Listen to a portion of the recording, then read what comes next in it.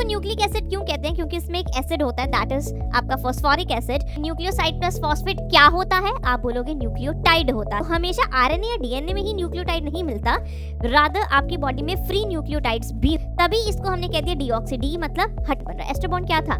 जब आप एसिड और अल्कोहल का रिएक्ट करते हो। I am using a base which is an adenine. Hello everyone and welcome back to Raftaar series with your Diksha Sharma ma'am. तो बेटा हमने यहाँ पर शुरू किया है बायोमोलिक्यूल्स, जिसमें हम अभी तक introduction, carbohydrates, proteins, lipids cover कर चुके हैं। तो अगर आपने ये सब नहीं पढ़ा तो I suggest all of you again to go back and watch all these videos एंड फिर आकर ये वाला पढ़ना, क्योंकि वहाँ पर बहुत सारे बेसिक्स आपके क्लियर हो जाएंगे। तो चलो बेटा हम शुरू करते हैं न्यूक्लिक एसिड। ये बहुत ही इंपॉर्टेंट टॉपिक है क्योंकि ये बेटा आपके 12th स्टैंडर्ड में भी आता है in the molecular basis of inheritance. तो लेट्स गेट स्टार्टेड। तो बेटा न्यूक्लिक एसिड पढ़ेंगे आज। सबसे पहले न्यूक्लिक एसिड होता क्या है, what is a nucleic acid? तो बेटा आपने शुरू से सुना होगा word nucleic acid. Nucleic acid होते हैं आपके डीएनए आरएनए। क्या होते हैं ये? DNA and RNA, DNA and RNA, ठीक है। इनको न्यूक्लिक एसिड क्यों कहते हैं? क्योंकि इसमें एक एसिड होता है, दैट इज आपका फॉस्फोरिक एसिड, और दूसरा बेटा ये न्यूक्लियस के अंदर होते हैं, इसीलिए इनको हम क्या कह देते हैं? न्यूक्लिक एसिड कह देते हैं। तो अगर मैं बात करूं what are they made up of, what are they made up of? They are made up of, they are made up of, और दे आर द हेट्रोपॉलीमर्स, और they are the heteropolymers of nucleotide, of nucleotide. Polymer आपको पता है क्या होता है? जो एक मोनोमर होता है उसके बहुत सारे जुड़ते हैं और फिर जाके वो क्या बनते हैं बेटा? पॉलीमर बनते हैं, ठीक है। पर यहाँ पर हर एक जो छोटा छोटा मोनोमर है वो डिफरेंट है, तो इसको हम क्या कह देते हैं? Heteropolymer. What we call it as heteropolymer. तो बेटा अगर मैं बात करूं अब न्यूक्लियोटाइड क्या है, लेट्स सी। न्यूक्लियोटाइड बनता है दो चीजों से, which is nucleoside plus phosphate, right. तो अगर कोई बोले न्यूक्लियोसाइड प्लस फॉस्फेट क्या होता है, आप बोलोगे न्यूक्लियोटाइड होता है। अगर कोई बोले या पूछे न्यूक्लियोसाइड क्या होता है, तो आप बोलना sugar plus nitrogenous base is your nucleoside. अब ये शुगर कौन सी हो सकती है? It can be ribose, it can be deoxy ribose.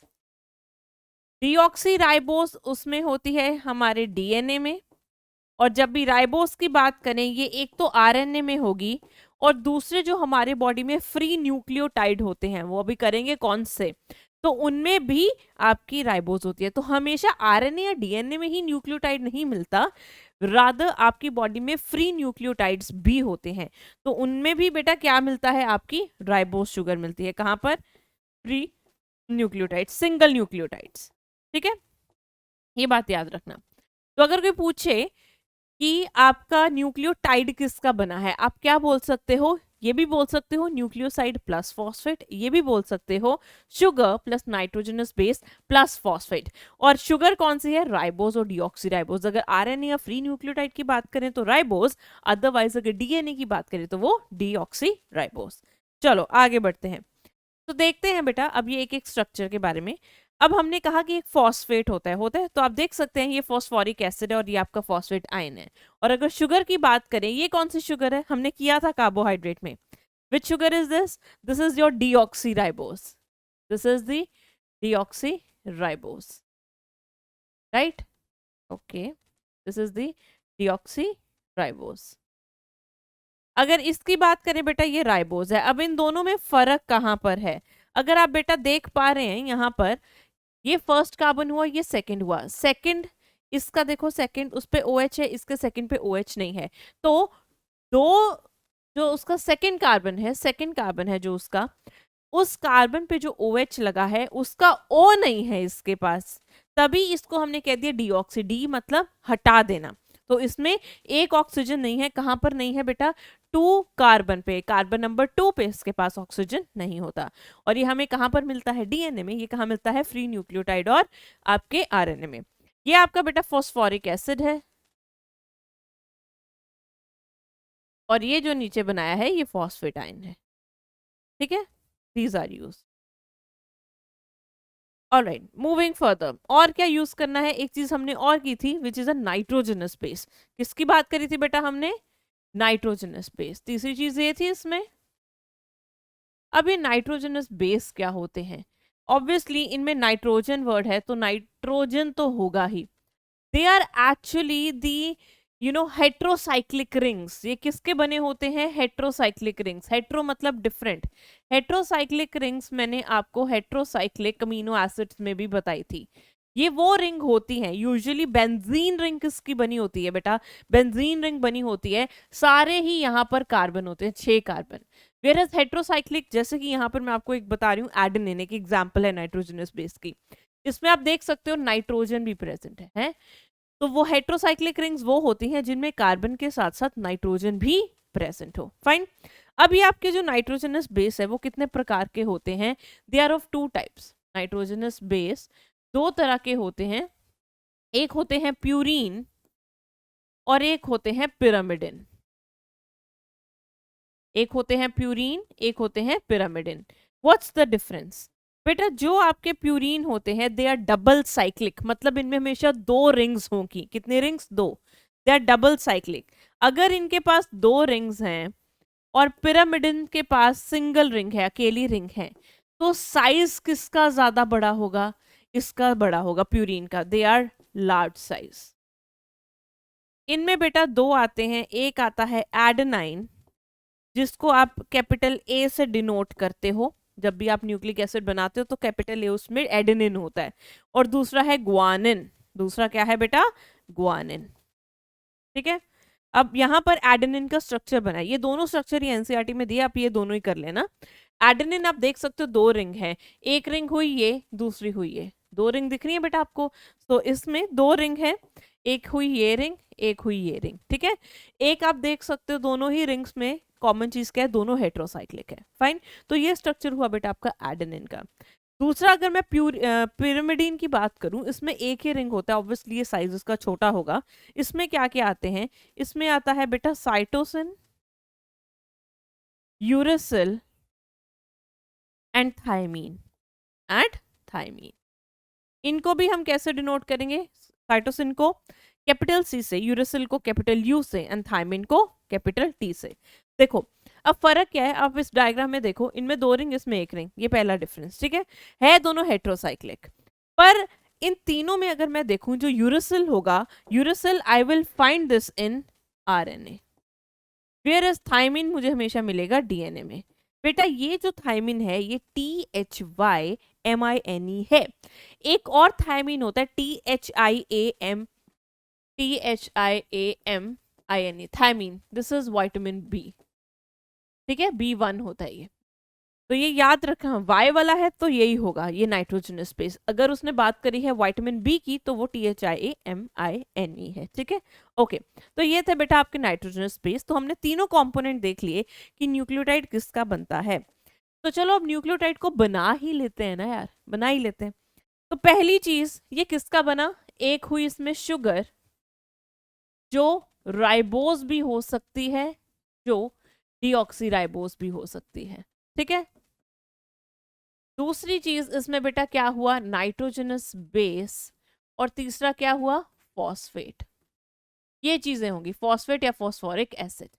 चलो इन तीनों को जोड़ते हैं और इनमें बॉन्ड्स बनाते हैं। जो सेंटर पार्ट होगा बेटा वो आपका शुगर होगा। आपने राइबोज बनाई थी, शुगर बनवाई थी ना मैंने आपको कार्बोहाइड्रेट में, और मैंने आपको कहा था ये शुगर काम आएगी, ये भी बताया था ना शुगर काम आएगी।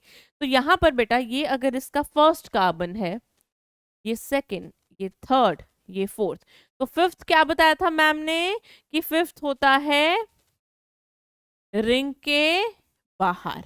ठीक है, एक इधर था, हमने ये बीटा राइबोज बनानी है। कौन सी राइबोज होती है बेटा, यहाँ पर बीटा राइबोज यूज होती है। ठीक है, beta ribose, beta deoxy ribose, तो OH ऊपर होगा। राइट, अभी हम कुछ नहीं कर रहे, हम सिर्फ क्या बना रहे हैं, अभी हम सिर्फ राइबोज बना रहे हैं। तो ये मैंने बीटा राइबोज बना दी। अब बेटा एक तरफ मुझे लगाना है नाइट्रोजनस बेस, तो मैं वाटर रिमूव करूंगी और यहाँ पर एक बॉन्ड बनाऊंगी, और उस बॉन्ड का नाम क्या है बेटा, ग्लाइकोसिडिक बॉन्ड।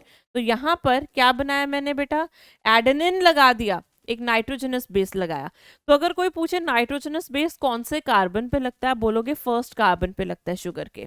और यहाँ पर इन दोनों के बीच में जो बॉन्ड बना है वो कौन सा बॉन्ड है, ग्लाइकोसिडिक बॉन्ड। ओके, तो अगर कोई पूछे नाइट्रोजनस बेस कहाँ लगता है, आप बोलोगे फर्स्ट कार्बन पे। और अगर कोई पूछे कि इन दोनों के बीच में बॉन्ड कौन सा बनता है, तो आप बोलोगे glycosidic.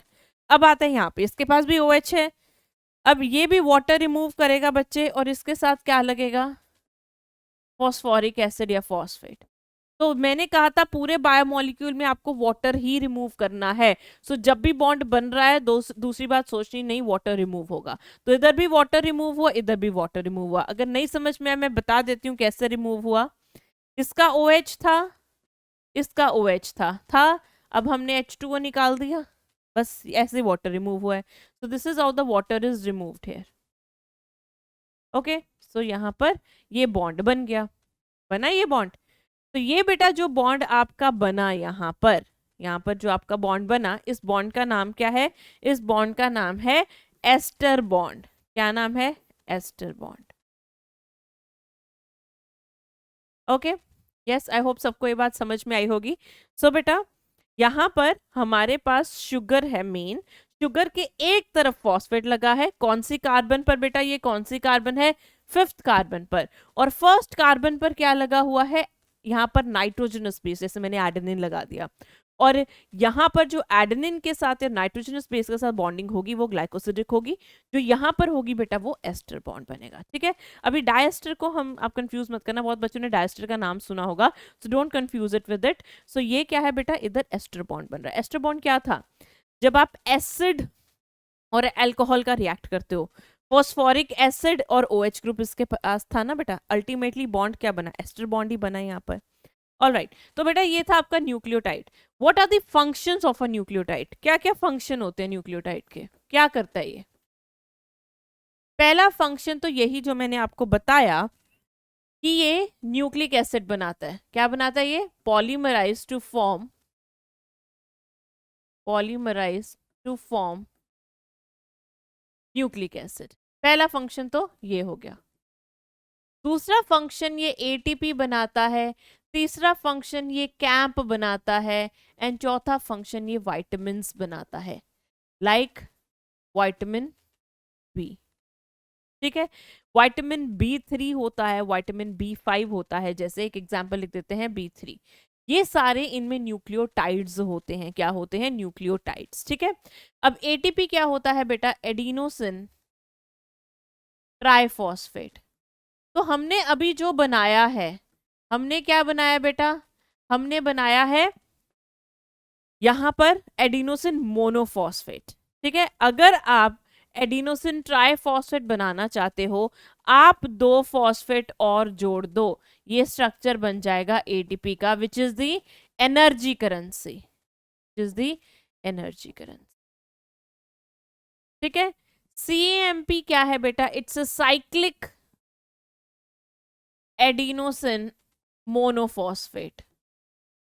It's cyclic adenosine monophosphate. ये एक सेकेंडरी मैसेंजर की तरह काम करता है, which will be doing in a chemical control and coordination chapter.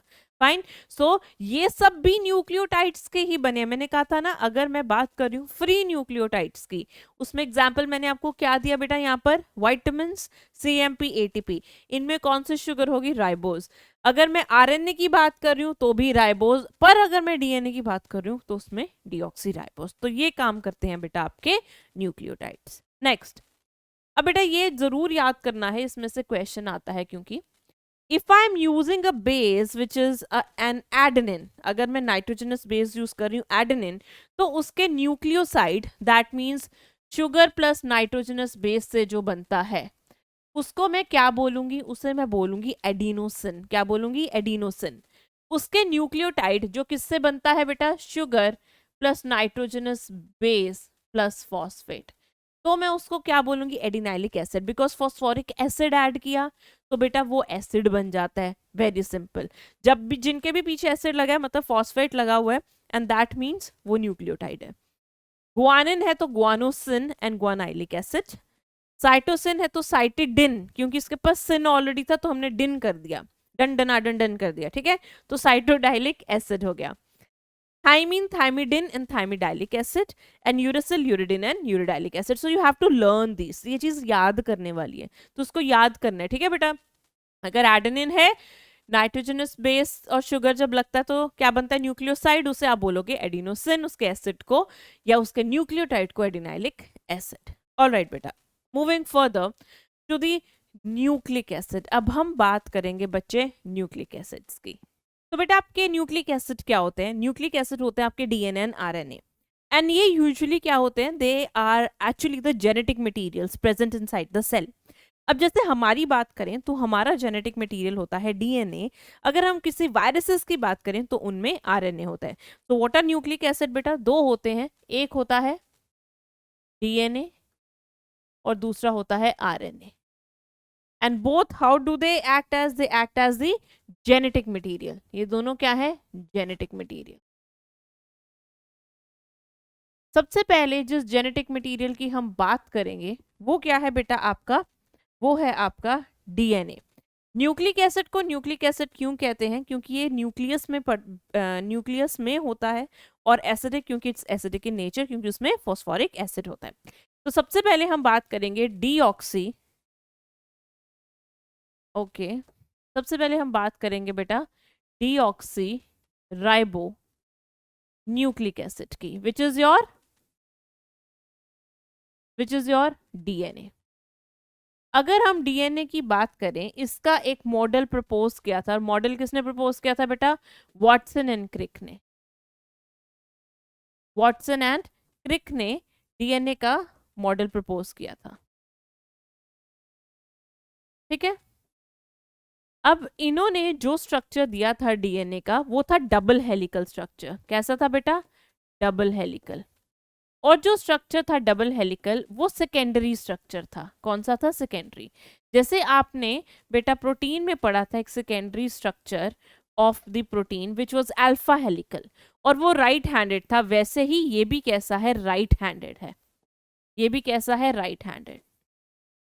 इसे डबल हेलिकल क्यों कहते हैं बेटा, क्योंकि इसमें दो स्ट्रैंड न्यूक्लियोटाइड की रन करती है, और दोनों रन करती है anti parallel, that is opposite to each other. So it has two strands of DNA which are anti parallel, मतलब दोनों एक दूसरे के ऑपोजिट रन करेंगी, coiled around single axis, coiled around an axis। मतलब बेटा अगर ये एक एक्सिस है मान के चलो, तो एक स्ट्रैंड ऐसे आएगी और दूसरी भी ऐसे आएगी, और दोनों हेलिकल होंगे, पर दोनों होंगे opposite to each other like this, ठीक है, एंटी पैरेलल। तो चलो इसको बनाकर देखते हैं, फिर it will I think make more sense. अभी तो सिर्फ बातें लग रही हैं आपको। चलो अगर ये मैं बोलूं बेटा एक सिंगल एक्सिस है, this one, if this is a single axis, okay, let's just paint it, okay, ये एक सिंगल एक्सिस है जो कि थोड़ी टेढ़ी हो गई है, इसको हम सीधा कर देते हैं। ऑल राइट,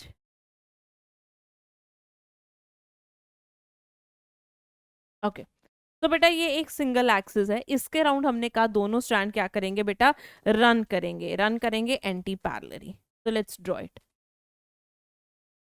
एक स्ट्रैंड हुआ ये, ओके, अब हम दूसरा बनाते हैं। दूसरा हुआ बेटा ये, ठीक है। तो इस तरह एक एक्सिस के अराउंड ये क्या कर रहे हैं बेटा, रन कर रहे हैं। So around a single axis both are running. तो इस एक्सिस को अब हम इमेजिनरी को हटा देते हैं, अगर ये हटे तो ऑलराइट, चलो। तो ये एक एक्सिस के अराउंड आपका जो डीएनए है वो रन करता है। मैंने कहा बेटा इसका एक स्ट्रैंड पैरेलल है, दूसरा उसके ऑपोजिट होगा, या जिसे हम कह देते हैं anti parallel. So if this one is 5' to 3', this one will be 3' to 5'। अब हमने इसकी नंबरिंग, ये प्राइम, ये किस बेसिस पे कहा है, ये हम आगे मॉलिक्यूलर स्ट्रक्चर में करेंगे। Both are running opposite to each other, fine.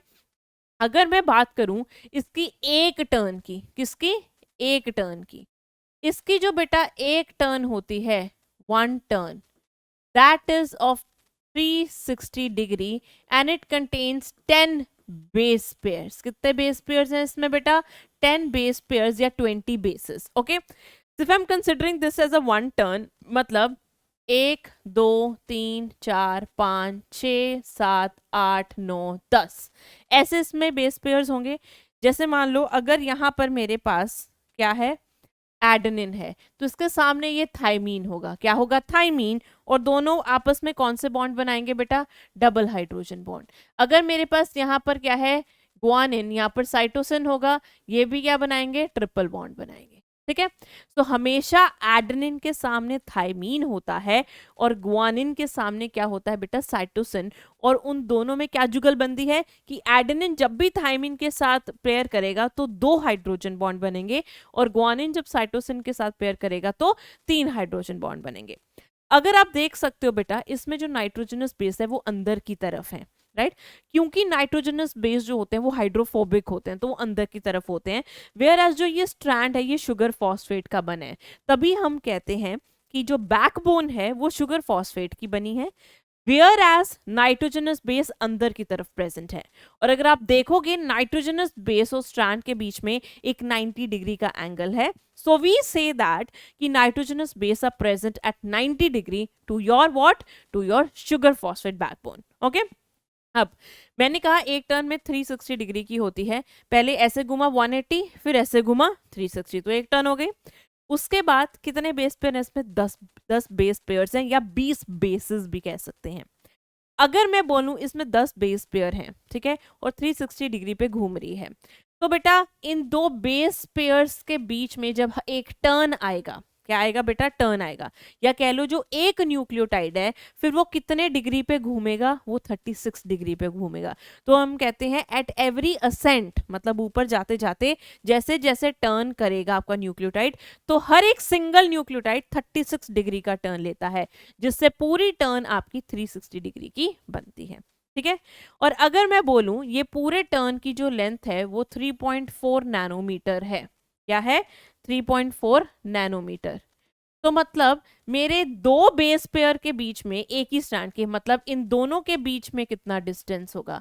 अगर मैं बोल रही हूँ पूरी 3.4 नैनोमीटर की है, इन 2 बेस पेयर के बीच में कितना डिफरेंस होगा बेटा? इनमें होगा द डिफरेंस बिटवीन 2 बेसेस या 2 बेस पेयर्स, मतलब इनकी अगर बात करें हम, इज 0.34 नैनोमीटर. कैसे निकाला हमने? 3.4 नैनोमीटर था, 10 बेस पेयर थे, तो कितना आया? 0.34 nanometre is the distance between 2 base pairs. Fine. और एट एवरी असेंट वो कितने डिग्री का टर्न लेता है एक न्यूक्लियोटाइड? 36 डिग्री का.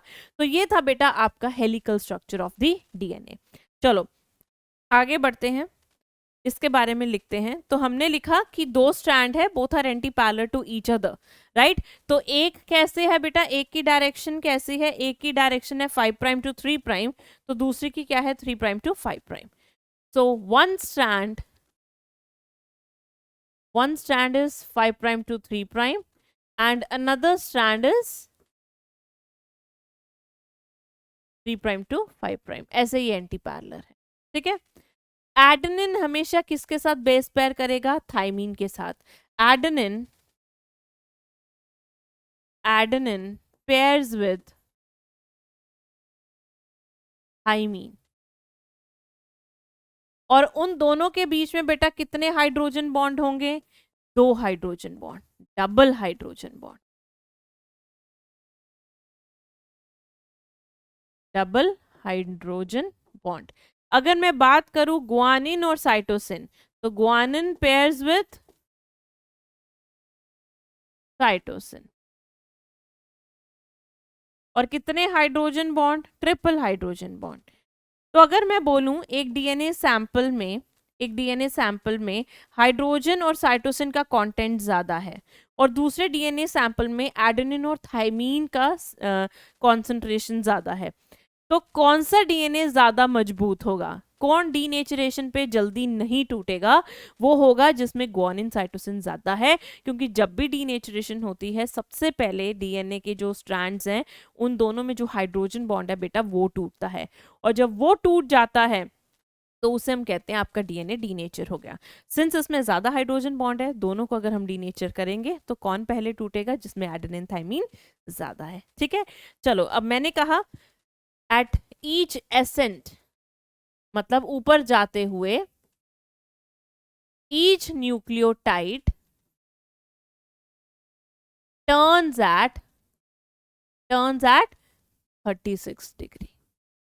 ठीक है, विड्थ कितनी है डीएनए की बेटा, फिर मतलब दो जो आपके शुगर फॉस्फेट वाली चेन्स हैं, जो शुगर फॉस्फेट वाली चेन है, उन दोनों में कितना डिस्टेंस है, विड्थ कितनी है बेटा डीएनए की, दैट इज 20 एंगस्ट्रॉम।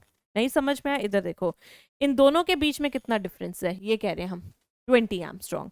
और बैकबोन किसका बना है, the backbone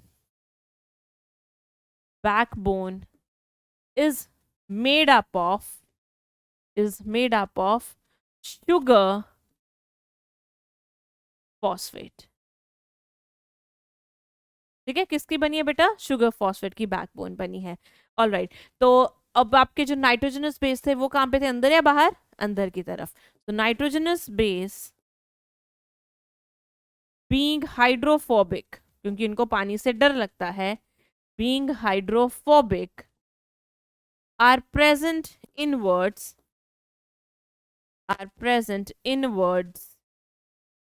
where inwards but perpendicular, क्योंकि वो राइट एंगल पे हैं, but perpendicular to the DNA strand or to the sugar phosphate backbone।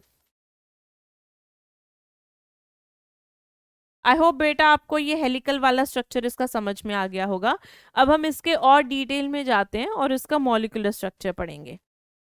चलो, अब मैंने कहा डीएनए में कौन सी शुगर है, डीऑक्सीराइबोज। ये हम एक स्ट्रैंड बना रहे हैं, ये डीऑक्सीराइबोज शुगर है।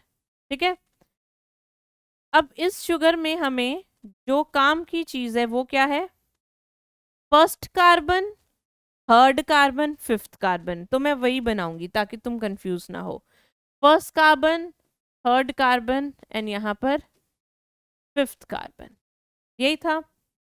हमने बेटा कहा था फर्स्ट कार्बन पे क्या लगा होगा, नाइट्रोजनस बेस। ठीक है, तो पहले वाले पे यहाँ पर हम क्या लगा देते हैं, एक नाइट्रोजनस बेस लगा देते हैं, दैट इज एडेनिन। नीचे वाले पे हम नाइट्रोजनस बेस लगा देते हैं, गुआनिन। ठीक है, तो हम सबसे पहले न्यूक्लियोटाइड कंप्लीट करते हैं। न्यूक्लियोटाइड कैसे बनता है बेटा, यहाँ पर क्या लगता है, फॉस्फेट लगता है, double bond O, OH OH, मैंने एसिड बनाया। ठीक है, फॉस्फोरिक एसिड। थर्ड पे नीचे OH लगा होता है ऐसे, वैसे मैं यहाँ पर OH लगा देती हूँ। सिमिलरली यहाँ पर बेटा क्या होगा, CH2O आपका फॉस्फोरिक एसिड, लाइक दिस। ठीक है, कुछ नहीं किया, मैंने एडिनाइलिक एसिड और मैंने गुआनाइलिक एसिड बनाए, बस ये बनाए हैं। ठीक है, अब मैं इधर भी बनाऊंगी पर ऑपोजिट डायरेक्शन में बनाऊंगी। कैसे बनाऊंगी, ऑपोजिट डायरेक्शन में। तो मेरा यहाँ पर ये फर्स्ट कार्बन हुआ, ये सेकंड हुआ, ये थर्ड हुआ, यहाँ पर मेरा फिफ्थ होगा। ठीक है, यहाँ पर बेटा एडेनिन के सामने थाइमीन होना चाहिए, तो मैं यहाँ पर क्या बनाऊंगी, थाइमिडाइलिक एसिड बनाऊंगी। क्या बनाऊंगी, थाइमिडाइलिक एसिड, और यहाँ पर मैंने लगा दिया T। ठीक है, आई एम डूइंग नथिंग, अभी मैं कुछ कॉम्प्लिकेट नहीं कर रही। एडिनाइलिक एसिड बनाया मैंने, गुआनाइलिक एसिड बनाया, या थाइमिडाइलिक एसिड बनाऊंगी या साइटिडाइलिक एसिड बनाऊंगी। ठीक है, अगर हम इसकी बात करेंगे, इधर भी फिफ्थ पे क्या लगा होगा बेटा, फॉस्फेट लगा होगा या फॉस्फोरिक एसिड लगा होगा। ठीक है, let's do the cytidylic acid now, let's do the cytidylic acid. तो इधर क्या लगा होगा, इधर साइटोसिन लगा होगा, क्योंकि guanine always pair with cytosine. इधर बेटा OH होगा, इधर फिफ्थ कार्बन होगी तो CH2O P double bond O OH OH। इसको एक बार ध्यान से देखो, मैंने क्या किया है बेटा, मैंने कुछ नहीं किया, मैंने सिर्फ यहाँ पर क्या बनाया है, मैंने यहाँ पर आपके न्यूक्लिक एसिड बनाए हैं।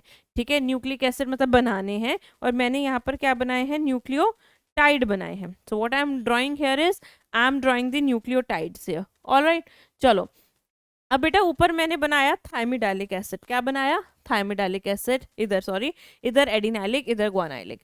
अब मुझे, मैंने कहा कि आपका डीएनए होता है इज अ लॉन्ग स्ट्रैंड, ठीक है, लंबी स्ट्रैंड है, धागा है, ये धागे के मोती हैं, इन मोतियों को धागे में कैसे पिरोगे, तो दो न्यूक्लियोटाइड के बीच में यहाँ पर एक बॉन्ड बनेगा। ये बॉन्ड तो ग्लाइकोसिडिक था, ये बॉन्ड एस्टर था। अब इन दोनों न्यूक्लियोटाइड को जोड़ने के लिए फर्स्ट न्यूक्लियोटाइड, न्यूक्लियोटाइड 1, न्यूक्लियोटाइड 2, इन दोनों को जोड़ने के लिए भी आप पानी रिमूव करोगे, बट ये जो पानी रिमूव होगा वो इन दोनों के बीच में होगा, इन दोनों के बीच में। एज अ रिजल्ट यहाँ पर भी एसिड और किसके बीच में बेटा बॉन्ड बन रहा है, अल्कोहल के बीच में, तो यहाँ पर भी एस्टर बॉन्ड होगा। कौन सा होगा, एस्टर। सिंस एक एस्टर बन चुका है इसमें, ये वाला अगर इन दोनों के रिस्पेक्ट में देखें, एक एस्टर इनमें बन चुका है, तो इसको एस्टर तो नहीं बोलेंगे हम, इस बॉन्ड को क्या बोलेंगे, फॉस्फोडाइएस्टर बॉन्ड। क्या बोलेंगे, फॉस्फोडाइएस्टर बॉन्ड। ठीक है, तो अगर कोई पूछे एक राइबोस शुगर या डीऑक्सी राइबोस शुगर को हम फॉस्फेट से जोड़ते हैं तो कौन सा बॉन्ड बनता है, एस्टर। जब हम एक न्यूक्लियोटाइड पे थर्ड कार्बन पे लगे हुए OH को दूसरे न्यूक्लियोटाइड के फॉस्फेट के साथ जोड़ते हैं तो क्या बनता है, फॉस्फोडाइएस्टर बॉन्ड। तो ये बात याद रखना, phosphodiester bond is form between पहले न्यूक्लियोटाइड का थर्ड कार्बन का OH और दूसरे न्यूक्लियोटाइड का फिफ्थ कार्बन का फॉस्फेट, ये दोनों जोड़कर फॉस्फोडाइएस्टर बनाते हैं। और डाई क्यों बोला, बिकॉज पहला एस्टर एक बन चुका है तो ये दूसरे वाला है, तो इसे हमें फॉस्फोडाइएस्टर बॉन्ड बोलेंगे। ठीक है, अब बेटा सिमिलरली यहाँ पर भी बना देते हैं, यहाँ पर भी हम वाटर रिमूव करेंगे इन दोनों के बीच में, और यहाँ पर भी जो बॉन्ड बनेगा वो कौन सा है बेटा, फॉस्फोडाइएस्टर बॉन्ड। ठीक है, फॉस्फोडाइएस्टर बॉन्ड। अब बेटा हमने कहा कि जो एडेनिन है वो थायमिन के साथ डबल हाइड्रोजन बॉन्डिंग करेगा और गुआनिन साइटोसिन के साथ ट्रिपल हाइड्रोजन बॉन्डिंग करेगा, लाइक दिस। तो इस तरह से दोनों स्ट्रैंड स्टेबलाइज रहते हैं। जो अगर हम बात करें बच्चे, इधर ध्यान से मेरी ये बात सुनना, मैंने बात करी ये जो पहला न्यूक्लियोटाइड है इसका जो फिफ्थ कार्बन है, कौन सा कार्बन, फिफ्थ कार्बन, उसका फॉस्फेट कोई फॉस्फोडाइएस्टर बॉन्ड नहीं बना रहा, दैट मींस इट्स फ्री। वो क्या है, फ्री। तो इस एंड को मैंने कहा 5 prime and, the end at which the phosphate or phosphoric acid is free and it is not forming any phosphodiester bond, you call that end as a 5 prime end. And the end where third carbon का OH is not forming any bond, आप उसे बोल देते हो 3 prime end. Again I'm telling you, इस strand पे आते हैं, यहाँ पर थर्ड का OH is not forming any bond, तो इस एंड को मैं क्या बोलूंगी, 3 प्राइम एंड। यहाँ पर फिफ्थ कार्बन का phosphate is not forming any bond, तो इसे मैं क्या बोलूंगी, 5 prime end. And we always read the strand from 5 prime to 3 prime. तो अगर मैं इसकी बात करूं तो we will always read from 5 prime to 3 prime, and this is how they are anti parallel to each other. I hope बेटा आपको ये मॉलिक्यूलर स्ट्रक्चर इसका समझ में आया होगा, राइट। तो जब भी फॉस्फोडाइएस्टर बॉन्ड बनता है बेटा, किस किस के बीच में बनता है, इस पॉइंट को लिख लेना, phosphodiester bond is formed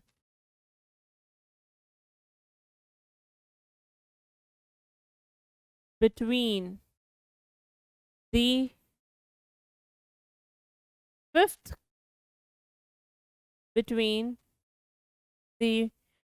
phosphate of fifth carbon of one nucleotide and OH of third carbon of another nucleotide. I hope बच्चा लोग आपको ये समझ में आ गया होगा। यस, आई होप आप सबको ये बात छोटी सी मेरी समझ में आ गई होगी। ठीक है, और इसको फॉस्फोडाइएस्टर क्यों बोलते हैं, क्योंकि एस्टर ऑलरेडी एक बन गया तो इसको हम डाइएस्टर बॉन्ड बोलते हैं। ठीक है, चलो आगे बढ़ते हैं बेटा न्यूक्लिक एसिड में। अब बेटा डीएनए के लिए एक साइंटिस्ट था एरविन चारगैफ। कौन सा, एरविन चारगैफ। तो उन्होंने कुछ रूल्स दिए थे जिसे हम कहते हैं चारगैफ्स रूल। क्या कहते हैं, चारगैफ्स रूल। तो उन्होंने क्या रूल दिए, उन्होंने कहा कि डीएनए में, क्या कहा कि डीएनए में जितना प्यूरीन होगा उतना ही पिरिमिडिन होगा। तो उन्होंने पहला रूल दिया कि amount of purine is equal to the amount of pyrimidine in a DNA. In what? In a DNA. मतलब अगर एक डीएनए में प्यूरीन का अमाउंट x है तो पिरामिडिन का भी x ही होगा। दूसरा रूल उन्होंने दिया, the amount of adenine will be equal to, adenine will be equal to amount of, adenine किससे पेयर करता है? थाइमीन से। तो जितना एडेनिन होगा उतना ही क्या होगा? थाइमीन। वैसे ही सिमिलरली बेटा जितना अमाउंट किसका होगा? ग्वानिन का, उतना ही अमाउंट किसका होगा? साइटोसिन का। ठीक है। तीसरा उन्होंने कहा the amount of sugar will be equal to the amount of phosphate. जितना शुगर होगा उतना ही क्या होगा? फॉस्फेट। देखो ये रूल तो बिल्कुल आसान है, इसमें आपको ज्यादा सोचना ही नहीं है, इन रूल्स में तो इतना दिमाग लगता ही नहीं है ना। जो फोर्थ रूल इन्होंने दिया वो दिया रेशियो का। उन्होंने कहा जो रेशियो होती है, रेशियो किसकी होती है? एडेनिन प्लस थाइमीन और ग्वानिन प्लस साइटोसिन की, that is constant for a species, that is constant for a species. मतलब जितना बेटा, जितना इसमें एडेनिन और थाइमीन, मतलब एडेनिन प्लस थाइमीन और ग्वानिन प्लस साइटोसिन, ये अगर हम रेशो निकालते हैं किसी भी ऑर्गेनिज्म में, किसमें? किसी भी ऑर्गेनिज्म में, ये बेटा जो रेशियो होती है ये कांस्टेंट रहेगी। मान लो अगर बैक्टीरिया में एक्स है तो सभी बैक्टीरिया में जो उसके एक पर्टिकुलर स्पीशीज है उसमें एक्स होगी। या इमेजिन करो होमो सेपियंस, सेपियंस एक स्पीशीज है, इसमें एक्स है तो सभी में वही मिलेगी। हो सकता है ये दूसरे स्पीशीज के साथ ना मैच करे, ये अलग हो। ठीक है, so it's a constant for a species. Okay, alright. तो बेटा इसमें से कभी कभी क्वेश्चन भी आ जाते हैं। कैसे क्वेश्चन आते हैं? जैसे किसी ने कहा द अमाउंट ऑफ एडेनिन, किसका amount? Adenine in a DNA sample, in a DNA sample is 20%, is 20%. Find the amount of, find the amount of guanine, cytosine, thymine and uracil. तो आप कैसे करोगे इसे? अगर एडेनिन 20% है तो thymine is equal to adenine, तो वो भी 20% हुआ। 20 प्लस 20 कितना हुआ? 40। ठीक है, तो टोटल एडेनिन थाइमीन हमारे पास कितना परसेंट हुआ बेटा? ये हुआ हमारे पास 40%। तो 100 में से 40 निकालो तो 60% बचता है। कितना बचता है? 60%। तो वो कितना हुआ? ग्वानिन प्लस साइटोसिन, मतलब आपका 60% हुआ। और ग्वानिन हमेशा साइटोसिन के बराबर होता है, तो इनको बराबर डिस्ट्रीब्यूट कर दो, तो 30% ग्वानिन 30% साइटोसिन। यूरेसिल डीएनए में होता नहीं तो ये 0%। तो इस तरह के क्वेश्चन भी आपको आ सकते हैं, तो आप ऐसे क्वेश्चन भी सॉल्व कर सकते हो। Usually molecular basis of inheritance में भी आपको करवाए जाएंगे। चलो नेक्स्ट है बेटा अनदर न्यूक्लिक एसिड। एक और भी न्यूक्लिक एसिड है ना हमारे पास, कौन है वो? क्या था? राइबो वाला। क्या था? RNA. What is RNA? Ribo nucleic acid. How it is different, how it is different from DNA? ये किसका बना होता है बेटा? इसमें राइबोस शुगर होती है, डीएनए में डीऑक्सी राइबोस, साथ में इसमें नाइट्रोजनस बेस होगा और क्या होगा बेटा? फॉस्फेट होगा। ठीक है, तो नाइट्रोजनस बेस में इसमें थाइमीन नहीं होगा, क्या होगा? यूरेसिल होगा। अगर हम आरएनए की बात करें बेटा, अगर हम आरएनए की बात करें, we have 3 different types of RNA. How many types of RNA? We have 3 different types of RNA. Now what are these 3 different types? Let's see. Okay, अगर मैं आरएनए की बात बेटा कर रही हूँ, अगर मैं आरएनए की बात कर रही हूँ, आपने सुना होगा एक प्रोसेस होता है आपकी बॉडी में, ट्रांसलेशन, ट्रांसक्रिप्शन। सुने? देखो डीएनए से डीएनए बनता है तो वो रेप्लिकेशन होता है। डीएनए से हम एमआरएनए बनाते हैं। क्या बनाते हैं? डीएनए से जब हम आरएनए बनाते हैं उसे हम क्या कहते हैं? ट्रांसक्रिप्शन। क्या कहते हैं? ट्रांसक्रिप्शन। और जब हम आरएनए से प्रोटीन बनाते हैं तो उसे हम क्या कहते हैं? ट्रांसलेशन। क्या कहते हैं? ट्रांसलेशन। और जब डीएनए से डीएनए बनता है वो रेप्लिकेशन होता है, ठीक है। और इससे हम कहते हैं central dogma of molecular biology, और इसी के अराउंड आपकी पूरी मॉलिक्यूलर बायोलॉजी घूमती है। हमारे पास तीन तरह के तीन तरह के आरएनए हैं। पहला है mRNA which is the messenger one. Okay, ये थोड़ा हैंग कर गया, वेट अ सेकेंड। एक है बेटा एमआरएनए जिसे मैसेंजर आरएनए कहते हैं, जो आपका न्यूक्लियस से डायरेक्टली निकल के आता है। दूसरा है बेटा आपका आरआरएनए। आर का मतलब है राइबोसोम, तो ये यूजुअली कहाँ होगा? जहां पर राइबोसोम्स होते हैं, राइबोसोमल आरएनए कहते हैं इसे।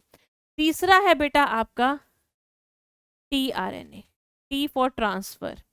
इसका दूसरा नाम अडेप्टर भी है। क्या है? अडेप्टर भी है, ठीक है। इनकी डिटेल आप करोगे अपने उसमें मॉलिक्यूलर बेसिस में। एमआरएनए क्या होता है बेटा? एमआरएनए जब ट्रांसक्रिप्शन होती है, डीएनए से आरएनए बनता है, तो डीएनए से प्रोटीन बनाने वाली इंफॉर्मेशन एमआरएनए में स्टोर होती है। किसमें होती है? एमआरएनए में। तो ये क्या करता है? इट कैरीज द इंफॉर्मेशन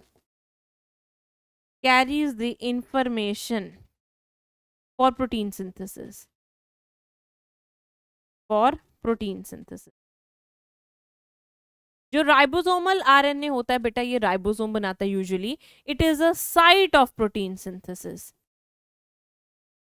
क्योंकि ये राइबोसोम बनाता है, इसी के ऊपर लग के क्या होता है? प्रोटीन बनता है। टीआरएनए फिर क्या करता है? आपको भी पता है प्रोटीन बनता है चेन ऑफ अमीनो एसिड का, ठीक है। तो वो साइटोप्लाज्म से अमीनो एसिड को उठाएगा और किसको दे देगा? इनको दे देगा, ठीक है। तो ये टीआरएनए क्या करता है? इट ट्रांसफर और carries the amino acid,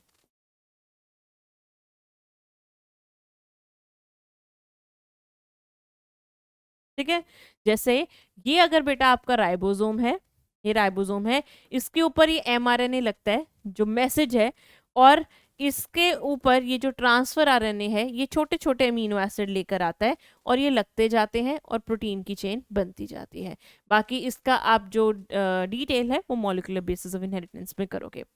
as comparison to the DNA, RNA बेटा थोड़ा अनस्टेबल होता है। क्या होता है? This is comparison to DNA it is unstable. तभी ये जो हम जैसे ऑर्गेनिज्म है इनका ये जेनेटिक मटेरियल में नहीं है, बिकॉज डीएनए के पास प्रूफ रीडिंग प्रॉपर्टीज भी होती हैं and it is quite stable. Fine, चलो ये थे बेटा आपके न्यूक्लिक एसिड। चलो करते हैं हमेशा की तरह कुछ question. For nucleic acid the building block is a nucleotide, nucleoside, ribosome and nitrogenous base. बेटा इसने सिंपल पूछा है न्यूक्लिक एसिड किसके बने हैं? It's a heteropolymer of nucleotides. तो आंसर बेटा यहाँ पर आपका क्या बनता है? आंसर बनता है 1, ठीक है। चलो next, the bond between the phosphate and hydroxyl group of sugar in nucleic acid is a or an. Peptide bond, ester bond, hydrogen bond, glycosidic bond. Phosphate है मतलब एसिड है, हाइड्रोक्साइल है मतलब OH है, तो ये कौन सा बॉन्ड बनेगा? सीधी सी बात है, एस्टर बॉन्ड बनेगा। तो आंसर हुआ बेटा आपका 2। Next, identify the structure and find the correct statement. पहले उस स्ट्रक्चर को आइडेंटिफाई करो। वो बोल रहा है पहले ऑप्शन में it's a nucleoside and it's name is adenylic acid. It's a nucleotide and the name is adenosine. Third बोल रहा है it's a nucleotide and it's name is adenylic acid and it's a nitrogenous base adenine. बेटा ये NCERT का structure है। देखो एक nitrogenous base लगा है, फॉस्फेट लगा है, शुगर लगा है, तो ये जब तीनों चीजें लगती हैं स्ट्रक्चर क्या बनता है बेटा? न्यूक्लियोटाइड। सिंस ये एडिनिन है तो इस स्ट्रक्चर का नाम हम क्या रखेंगे? Adenylic acid. अगर मान लो फॉस्फेट ना लगा होता, ये एडिनोसिन होता, और स्ट्रक्चर को आप कहते ये अगर ना लगा होता तो एक न्यूक्लियोसाइड होता, स्ट्रक्चर को कहते हैं आप एडिनोसिन। तो ये न्यूक्लियोसाइड तो नहीं है, ये न्यूक्लियोटाइड है, नाइट्रोजनस बेस अकेला तो नहीं है। अब इसका नाम क्या है बेटा? एडिनाइलिक एसिड, क्योंकि एडिनोसिन न्यूक्लियोसाइड का नाम होता है। तो इसका आंसर बना बेटा 3rd, ठीक है। चलो अगला,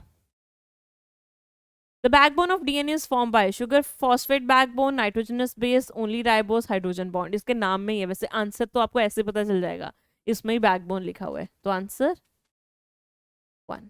ठीक है, चलो। तो बेटा ये था आपका न्यूक्लिक एसिड्स। आई होप इसको आप अच्छे से पढ़ लेना ताकि 12th में भी तुम्हें कोई कंफ्यूजन ना हो, एंड यहाँ पर भी आप अच्छे से इसका आंसर लगा पाओ। Please do read the read the what NCERT and makes good notes, and I'll meet you in the next class wherein we will be discussing about the enzymes. Bye bye.